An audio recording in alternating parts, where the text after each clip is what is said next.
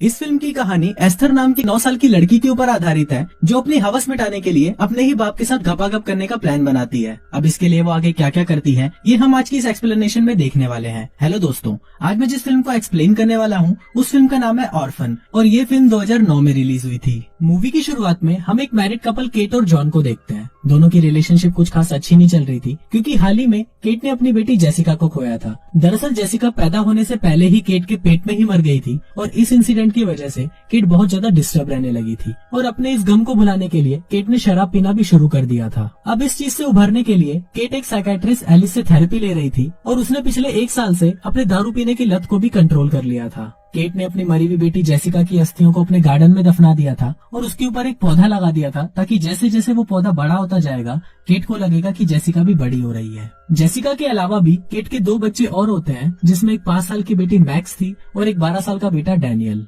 एक दिन केट और जॉन डिसाइड करते हैं कि वो जेसिका की जगह एक लड़की को अडॉप्ट करेंगे और इसके लिए वो एक अनाथ आश्रम जाते हैं और वहाँ पर उन दोनों की मुलाकात 9 साल की एस्थर नाम की एक लड़की से होती है। कुछ देर बातें करने के बाद उन दोनों को एस्थर इतनी ज्यादा पसंद आ जाती है कि वो एस्थर को ही अडॉप्ट करने का डिसाइड कर लेते हैं।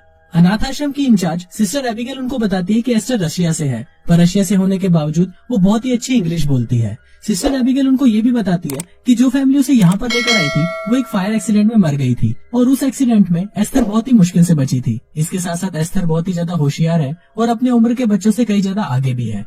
ये सभी बातें केट और जॉन को बहुत अच्छी लगती है और वो एस्थर को अपने घर ले आते हैं। घर आते ही एस्थर केट की छोटी बेटी मैक्स से बहुत जल्दी ही घुल मिल जाती है और वो उससे बातें करने के लिए साइन लैंग्वेज भी सीख जाती है। दरअसल मैक्स को पैदा होने के साथ ही सुनाई देना बंद हो गया था, इसलिए सभी लोग उससे साइन लैंग्वेज में बात करते थे। दूसरी तरफ उनके बेटे डैनियल को एस्थर बिल्कुल भी पसंद नहीं आती, क्योंकि जब से एस्थर घर पर आई है जॉन और केट अपनी सारी अटेंशन एस्थर को ही दे रहे थे और इसी वजह से डैनियल एस्थर से जलने लगता है। एस्थर के घर आने से केट बहुत खुश होती है और उसको लगता है कि अब जाकर उसकी फैमिली कंप्लीट हुई है। अब केट काफी ज्यादा रिलैक्स फील करने लगती है और उसका और जॉन का रिलेशनशिप भी वापस नॉर्मल होने लगता है। उसी रात हम केट को देखते हैं जो बहुत ज्यादा मूड में होती है। फिर केट जॉन के पास आती है और उसके साथ गपागप करना शुरू कर देती है, पर तभी वहाँ पर एस्थर मैक्स को लेके आ जाती है और बोलती है कि हमें बाहर बिजली के कड़कने से बहुत ज्यादा डर लग रहा है। फिर केट मैक्स को अपने पास सुला लेती है और एस्थर जाकर जॉन के पास सो जाती है।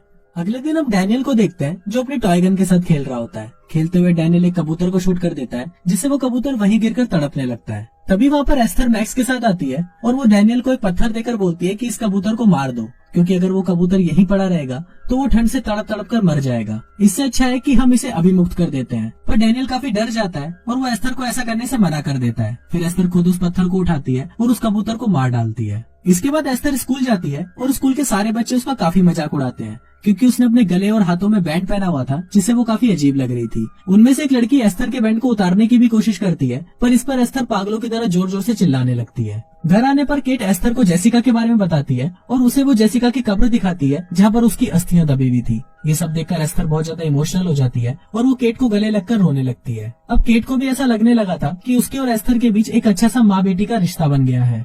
रात को जॉन और केट का वापस से मूड बन जाता है और वो दोनों किचन के अंदर ही गपागप करना शुरू कर देते हैं। दोनों चरम सुख का आनंद लेने ही वाले होते हैं कि तभी वहाँ पर एस्थर आ जाती है और उन दोनों को ईंट से ईंट बजाते हुए देखने लगती है। फिर उन दोनों की नजर भी एस्थर पर पड़ती है और वो अपने इस प्रोसेस को आधे में ही छोड़ देते हैं। अगले दिन केट उस रात के गपागप के बारे में बात करने के लिए एस्थर के पास जाती है और उसे बोलती है कि कभी कभी बड़े लोग कुछ ऐसी चीजें करते हैं जिन्हें बच्चों को नहीं देखना चाहिए। इस पर एस्थर केट को बोलती है कि मुझे पता है कि आप लोग संभोग कर रहे थे। ये सुनकर केट चौंक जाती है और वो जॉन को जाके बताती है कि इस लड़की को गपागप के बारे में सब कुछ पता है। इस पर जॉन केट को बोलता है कि इसमें कोई बड़ी बात नहीं है, शायद उसने ये सब स्कूल में या अपने पिछले माँ बाप से सुना होगा। इसके बाद जॉन एस्थर और मैक्स को पार्क में घुमाने के लिए लेके जाता है और वहाँ पर एस्थर उसी लड़की को देखती है जिस लड़की ने उसे स्कूल में काफी परेशान किया था। एस्थर पहले तो उस लड़की को बस घूरती रहती है, जिससे वो लड़की थोड़ा अनकंफर्टेबल फील करती है। इसके बाद जब वो लड़की स्लाइड पर जाती है तो एस्थर पीछे से आकर उसको धक्का दे देती है, जिससे वो लड़की नीचे आकर गिरती है और उसका एक हाथ टूट जाता है। रात को डिनर करते वक्त जब केट और जॉन एस्थर से उस लड़की के बारे में पूछते हैं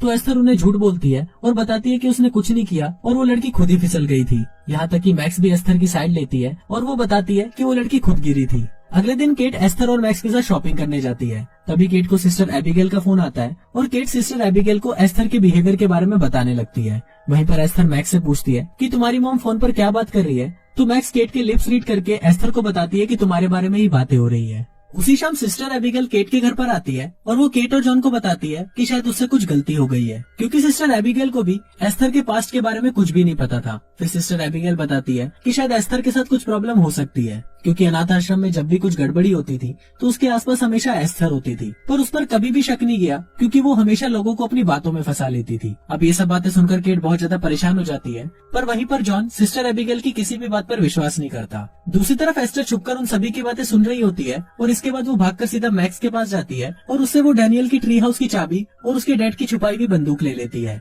थोड़ी देर बाद सिस्टर एबिगेल जब उनके घर से निकलती है तो वहाँ पर एस्थर भी मैक्स को अपने साथ लेकर उसके पीछे जाने लगती है। फिर एस्थर अचानक मैक्स को धक्का दे देती है और उसे सिस्टर एबिगेल के कार के आगे फेंक देती है, जिससे उनकी कार का बैलेंस बिगड़ जाता है और वो कार सीधा बर्फ में जाकर फंस जाती है। फिर सिस्टर एबिगेल मैक्स को देखने के लिए कार से बाहर आती है और जैसे ही वो मैक्स के पास जाती है तभी पीछे से एस्थर एक हथौड़ा लेकर आती है और उसे सिस्टर एबिगेल के सर पर मारकर उन्हें मार डालती है। फिर एस्थर मैक्स को लेकर ट्री हाउस में जाती है और वहाँ पर उस हथौड़े को छुपा देती है। फिर एस्थर मैक्स के साथ उस ट्री हाउस से बाहर निकलती है और वहाँ पर डैनियल उन दोनों को ट्री हाउस से बाहर आता हुआ देख लेता है। एस्थर की भी नजर डैनियल पर पड़ जाती है, पर डैनियल उसको देखकर छुप जाता है। रात को डैनियल जब सो रहा होता है तो तभी वहाँ पर एस्थर एक कटर लेकर आती है और डैनियल को धमकी देती है कि अगर तुमने किसी को कुछ भी बोला तो वो उसका छोटा चेतन काट देगी। अगले दिन जॉन और केट एस्थर को एक काउंसलर के पास लेके जाते हैं और वहाँ पर एस्थर उस काउंसलर को अपनी बातों में फंसा लेती है और ऐसा दिखाती है कि वो बहुत अच्छी लड़की है। फिर वो काउंसलर जॉन और केट को बताती है कि केट एस्थर को ज्यादा टाइम नहीं दे पा रही और इस वजह से उन दोनों के बीच में अच्छी बन नहीं रही। घर आने के बाद केट को अनाथ आश्रम से फोन आता है और तब उसे पता चलता है कि सिस्टर एबिगेल जब से उनके घर से निकली है तब से वो मिसिंग है। अब कुछ दिन तक पुलिस इन्वेस्टिगेशन चलती है और कुछ दिन बाद पुलिस को सिस्टर एबिगेल बर्फ में दबी हुई मिलती है। अब इन सब चीजों से केट और भी ज्यादा परेशान हो जाती है और वो जॉन को बोलती है कि एस्थर के साथ कुछ तो गड़बड़ है और उन्हें एस्थर के बारे में पता लगाना चाहिए। फिर केट अनाथ आश्रम में फोन करके एस्थर के रिकॉर्ड्स मांगती है, पर उनके पास भी एस्थर से रिलेटेड कोई भी डॉक्यूमेंट्स नहीं होते।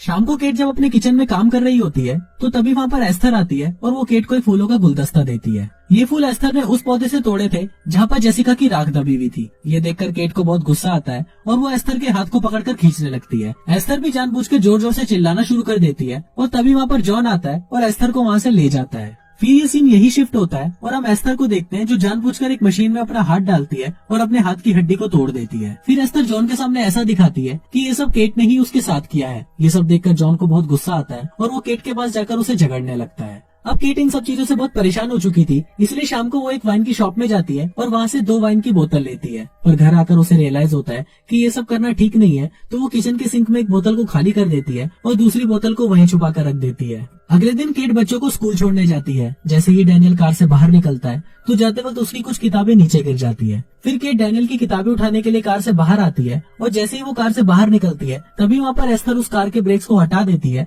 जिससे वो कार पीछे जाने लगती है। केट कार को पीछे जाता हुआ देख बहुत ज्यादा डर जाती है और वो कार के पीछे भागने लगती है, क्योंकि कार में मैक्स अभी भी बैठी हुई थी। केट कार को रोकने की बहुत कोशिश करती है पर वो कार रुकती नहीं है। लास्ट में जाकर वो कार एक बर्फ में रुक जाती है और एक बड़ा हादसा होने से टल जाता है। रात को जॉन केट की साइकेट्रिस्ट एलिस को घर पर बुलाता है और उसे बताता है कि पिछली रात केट ने वाइन पी थी और उसकी वाइन पीने की वजह से ही आज उसकी बेटी की जान जा सकती थी। दरअसल एस्थर ने ही जॉन को बताया था कि केट पिछली रात वाइन की बोतलें लेकर आई थी और एस्थर ने ही वो छुपाई हुई बोतल भी जॉन को ढूंढ कर दी थी। इसके बाद एलिस और जॉन केट को रिहैब सेंटर भेजने का डिसाइड करते हैं। केट उनको बहुत समझाती है कि उसने वाइन नहीं पी, पर कोई भी उसकी बात पर विश्वास नहीं करता।